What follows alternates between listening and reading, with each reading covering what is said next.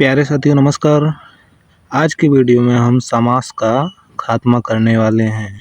जो किसी भी एग्ज़ाम में समास अगर पूछा जाता है तो ये वीडियो आपके लिए बहुत ही महत्वपूर्ण है। चलिए देखते हैं। समास का अर्थ है दो या दो से अधिक शब्दों को मिलाकर एक नया छोटा शब्द बनाना। जैसे इससे भाषा को सरल और संक्षिप्त बनाती है। जैसे राजा का महल, राजमहल।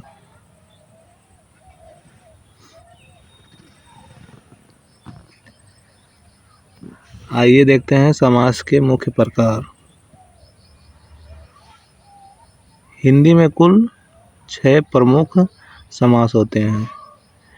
पहला अवयवी भाव समास, दूसरा कर्मधारय समास, तीसरा द्वंद्व समास, चौथा तत्पुरुष समास, पांचवा बहुव्रीहि समास, छठवां द्विगु समास।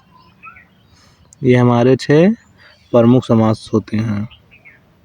चलिए अवयवी भाव समास पहले देखते हैं।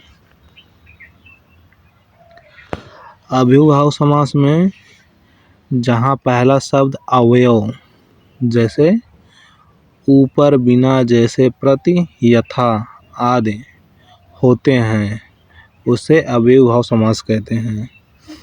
उदाहरण के लिए जैसे बिना देर बराबर बिना देर, जैसे तैसे जैसे तैसे, ये अवयवी भाव समास है।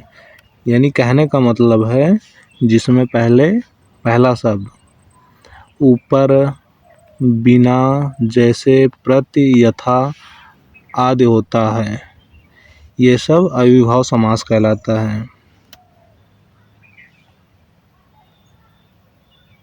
ट्रिक है हमारा अवयव प्लस दूसरा शब्द अवयवी भाव कहलाता है। चलिए नेक्स्ट वाला देखते हैं। कर्मधारय समास। इसमें जब विशेषण प्लस संज्ञा और विशेष प्लस विशेषण मिलते हैं तो ये कर्मधारय समास कहलाते हैं। जैसे नीला आकाश, नीला आकाश, बड़ा आदमी, बड़ा आदमी। इसमें ट्रिक क्या है, जैसे कोई अगर सवाल तुमसे पूछ रहा है तो उसका तुम उत्तर दे रहे हो तो वो कर्मधारय समास कहलाता है। जैसे इसको कैसे पहचानते हैं, जैसे कोई बोल रहा है नीला आकाश, आकाश कैसा है, नीला है, तो नीला आकाश। आदमी कैसा है, बड़ा आदमी।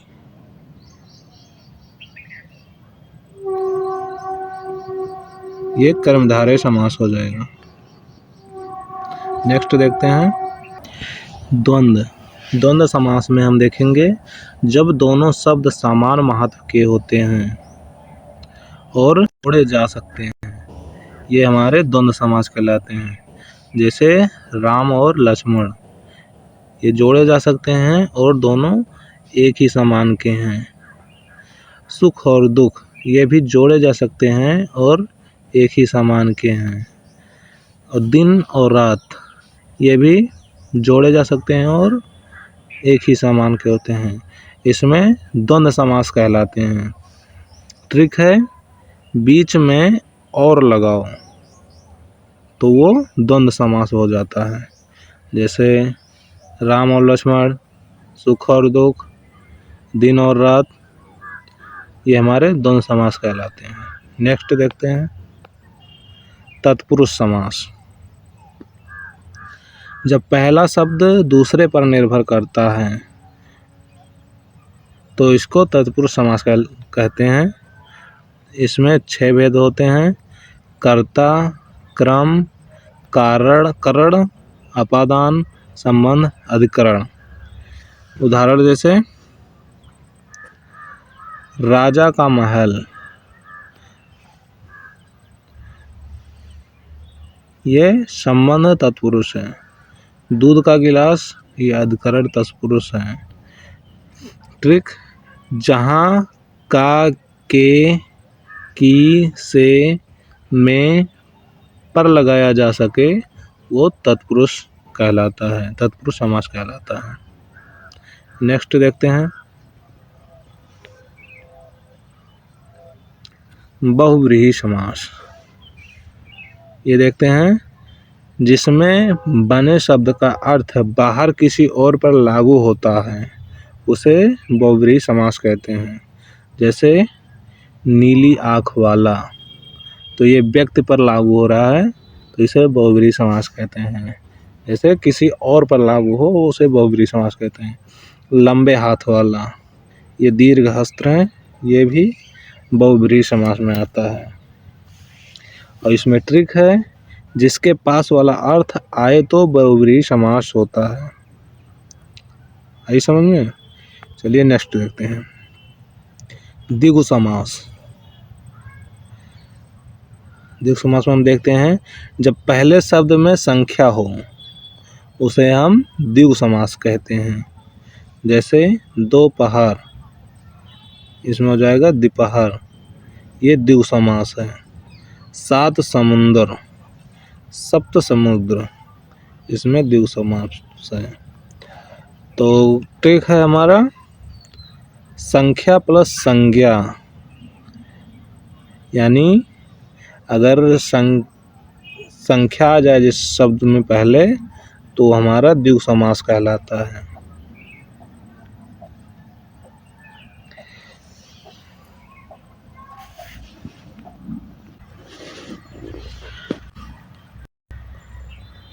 तो हमारा समास ही समाप्त होता है। चलिए इसको शॉर्ट ट्रिक देख लेते हैं कि हमने क्या पढ़ा है। तो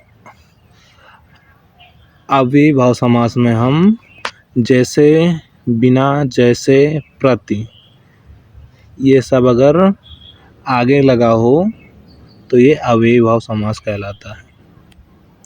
दूसरा कर्मधारय समास, अगर कैसा का उत्तर है तो ये कर्मधारय समास कहलाता है। यानी आकाश कैसा है, नीला है, तो इसमें कैसा का जवाब दिया गया तो ये कर्मधारय समास कहलाता है। और द्वंद्व समास, अगर और जोड़ा जा सके, यानी राम और लक्ष्मण, इसमें दोनों समान हो और बीच में जोड़ा जा सके तो ये द्वंद्व समास कहलाता है। तत्पुरुष समास, अगर का, के, की, से, में पर लगाया जा सकता है तो ये तत्पुरुष समास कहलाता है। और बहुव्रीहि समास, अगर अर्थ किसी और पर लागू हो तो ये बहुव्रीहि समास कहलाता है।